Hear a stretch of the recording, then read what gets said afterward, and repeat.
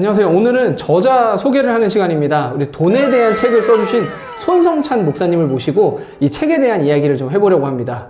네, 목사님 안녕하세요. 안녕하세요. 네. 근데 어떻게 해서 이 돈을 주제로 책을 집필하게 되셨는지 그 계기를 좀 들어보고 싶습니다. 네. 그래서 사실은 뭐 돈을 주제로 설교를 해야겠다, 메시지를 정리해야겠다라고 생각해서 시작된 건 아니었고, 이 사람들이 뭐가 듣고 싶을까에 대해서 조금 설문을 했었었는데, 그 중에 가장 많이 나온 주제가 돈이었었어요.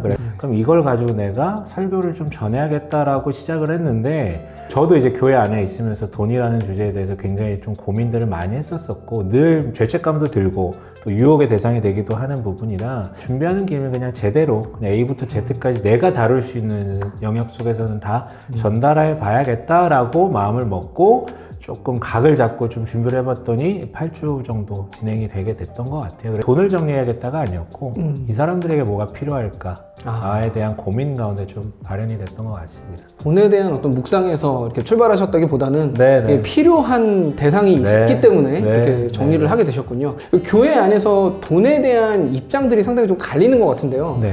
소위 말하는 뭐 기복주의적인 입장들, 또 한쪽에서는 또 금욕주의적으로 이 돈을 뭐 얘기하면 안 된다 아예. 그렇죠. 우선 저는 기본적으로 이 돈에 대한 것만이 아니라 어떤 인문학적 소양으로 어떤 주제들을 바라봤을 때 가장 경계해야 되는 게 양극단이거든요. 네. 마치 S극과 N극처럼 이걸 잘 섞어서 균형 잡힌 시각은 무엇인가, 이런 다채로움과 다면성이 있는데 다층적인데 어떻게 이렇게 무자르듯이 이게 맞아 저게 맞아 라고 할 수 있을까?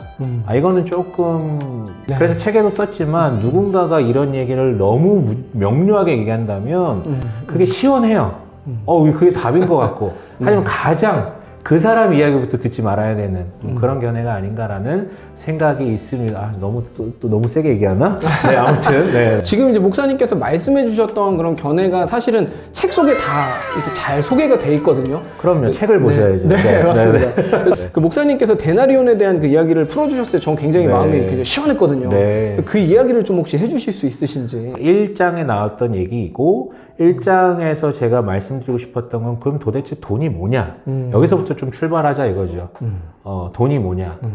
뭐 되게 풀어서 썼지만 되게 간단한 내용이에요. 데나리온의 이야기의 해설을 통해서 돈에 대한 정의를 뽑는 것이었고 돈에 대한 정의는 한마디로 말해서 이거는 가치 중립적인 도구다. 진짜 그냥 도구다. 근데 1장에서도 얘기했지만 이걸 도구로 볼 수 없는 게 우리의 지금 현실이다. 누구도 이걸 그냥 도구로는 보지 못한다. 그렇다면 어떤 도구로 봐야 되고 그 도구를 도구답게 보려면 어떤 식으로 활용을 해야만 이게 도구로 보일 수 있는지 그게 뒤에 이어져 나오는 이야기죠. 한마디 더 하자면 아까 금욕주의와 뭐 번영주의라고 얘기를 했는데 극단적 견해가 나올 수밖에 없는 이유는 이 돈 자체에 대해서 이미 가치 판단을 해버린 거죠. 돈은 좋은 것이다 혹은 돈은 나쁜 것이다. 돈은 복이다 혹은 돈은 없으면 그거는 뭐 벌이다. 뭐 이런 식의 이미 가치 판단을 해버렸기 때문에 그 뒤에 문제들이 발생하는 거라고 생각을 하거든요. 네. 그럼 과연 재정을 어떤 식으로 사용을 해야 우리가 바른 것인가에 대한 고민들이 항상 있는데 기독교인 혹은 이제 교회가 재정을 사용하는 것에 있어서 그 방향성에 대한 혹시 조언을 좀 해주실 수 있으신지. 원함과 필요에 대해서 분별할 수 있었으면 좋겠다. 뭘 얼마나 쓰냐는 그 다음인 거고요. 이게 진짜 원함의 소비인가 아니면 필요의 소비인가 이 부분을 분별하는 게 가장 중요한 시작점이 될 것 같습니다. 무급으로 교회 안에서 봉사하시는 분들이 있고요. 유급으로 사역하시는 분들이 굉장히 많아요. 교회 안에서 이 무급과 유급에 대한 입장 충돌이 또 있거든요. 이 현상에 대해서는 어떻게 생각하시나요?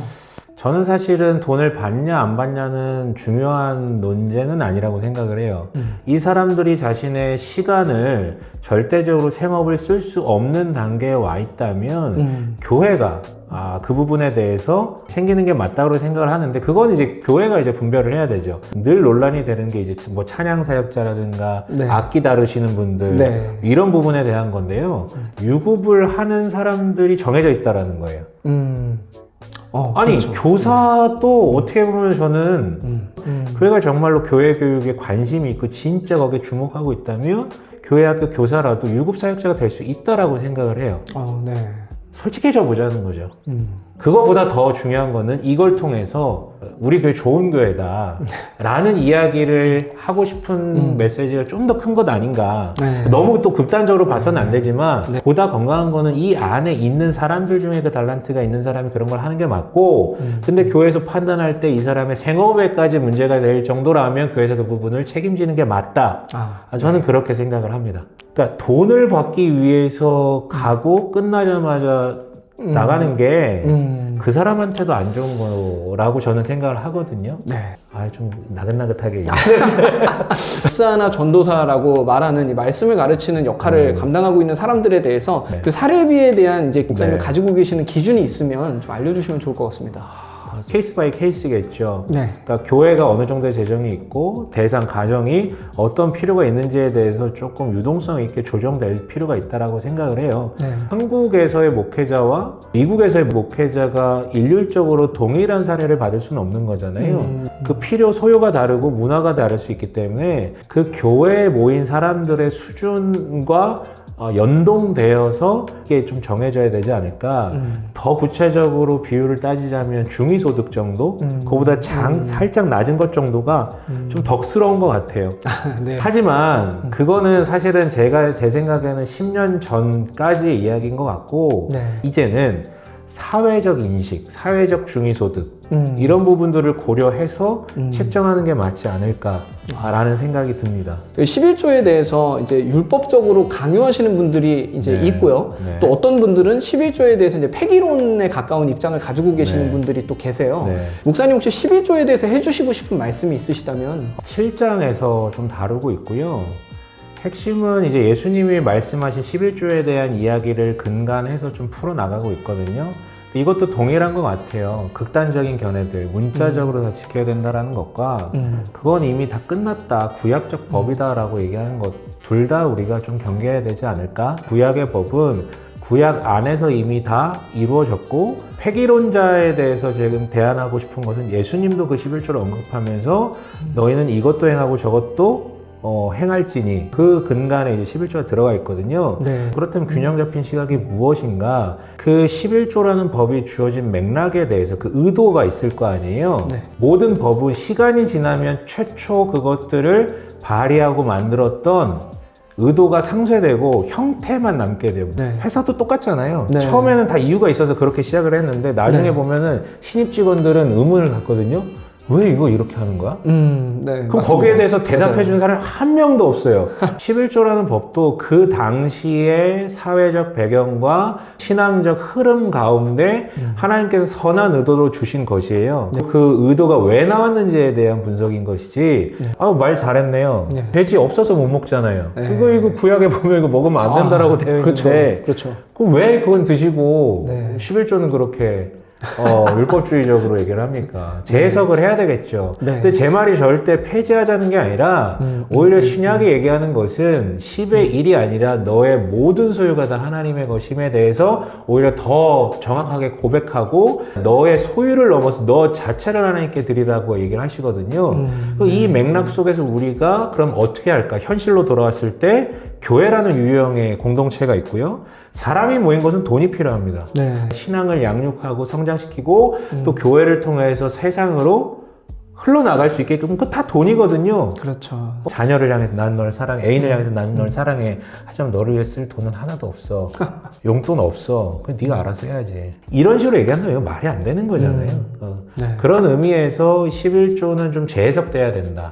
이 부제도 너무 잘 지어주셨어요. 탐욕의 대상에서 네. 사랑의 도구로라는 이 부제가 맞습니다. 너무 좋았거든요. 네네네. 이런 부분들을 저도 굉장히 많이 네. 좀 생각하게 되는 것 같습니다. 네네. 가장 강조하고 싶은 부분이 있다 하시는 부분이 있으시다면 어떤 게 있을까요? 균형 잡힌 시각을 가졌으면 좋겠고 성경은 언제나 극단성을 띠지 않고 이 사람의 성향과 이 맥락 속에서는 이렇게 얘기를 하지만 저 사람과 저 사람의 맥락 속에서는 또 이렇게 얘기하는 경우도 있다. 성경이 말하는 부분을 종합적으로 해서 균형 잡힌 시각을 가지고 본인에게 적용하는데 탐욕의 대상이 아니라 이건 도구인데 사랑의 도구로 쓸 수 있다라는 그 얘기를 해주고 싶고요. 원래는 이 책의 제가 좀 제안했던 과제는 돈으로 사랑하라였어요. 근데 너무 자극적이어가지고 이제 뺐는데 네네. 저는 그 말에 대해서 일말에 불편함이 없거든요. 왜냐면 그 좋은데요? 네. 맥락이 있으니까. 왜냐면 돈으로 사랑하라 할 때, 아, 이게 또 헌금하라는 얘기인가? 이렇게 듣는 분들은 불편할 수 있는데 그 얘기가 아니라, 네. 그리고 양극단적 견해에 치우쳐서 제대로 활용하지 못하는 것도 안타까운 거고, 돈으로 사랑하라. 아, 좀 자극적인가요? 뭐 지금 제가 얘기하고도 좀 자극적인데, 책의 시리즈 구성에 대한 혹시 이야기를 해주실 게 혹시 있으신지? 아, 그 설문을 받아가지고 돈이라는 주제로 첫 설교를 했다 그랬잖아요. 피드백이 좋더라고요. 왜냐면 자기 삶의 실제적인 일상의 이야기들에 대해서 고민하고 있었는데, 특히 젊은 층일수록 도대체 어쩌란 말이냐. 적용에 대한 좀 니즈가 되게 강한데, 그 부분에 대해서 좋은 피드백을 받아서, 아, 그러면 주기적으로 한 번씩 주제를 잡은 설교를 해야 되겠다라고 해서 두 번째로 잡은 주제가 뭐냐면 시간이었어요. 추상적 의미의 시간으로부터 나아가 우리 실제 크리스찬의 시간 관리적인 측면에까지 좀 인도가 됐어요. 그래서 아마 그 책이 다음 시리즈물로 나올 것 같고 네. 우리의 실제 삶에 적용할 수 있는 그런 주제들을 좀 잡고 나아가려고 하고 있습니다. 질문이 마무리가 돼가는 중인데 네. 저희 교회 안에 이제 많은 사회 초년생들이 있습니다. 아, 예. 네. 기쁘시죠? 아, 기쁩니다. 청년 세대에게 돈에 대한 조언을 한마디만 좀 해주시면. 실수할 수 있다. 욕망에 빠질 수도 있다. 진지한 숙고 가운데로 한 번만이라도 나와서 정리를 하고 나갔으면 좋겠다. 탐욕의 도구 만몬이라고 불리는 이유가 있다라는 거예요.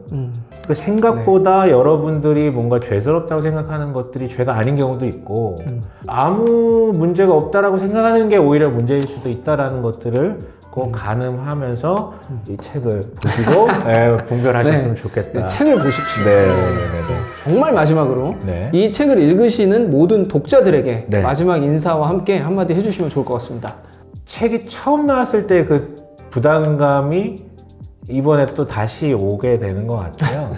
금욕주의도 아니지만 굉장히 많이 깔려있는 번영주의적 사고에서 좀 벗어나서 건강하게 자신을 사랑하고 이웃을 사랑하고 무엇보다도 하나님을 사랑할 수 있는 도구로 선용될 수 있는 계기가 되었으면 좋겠다.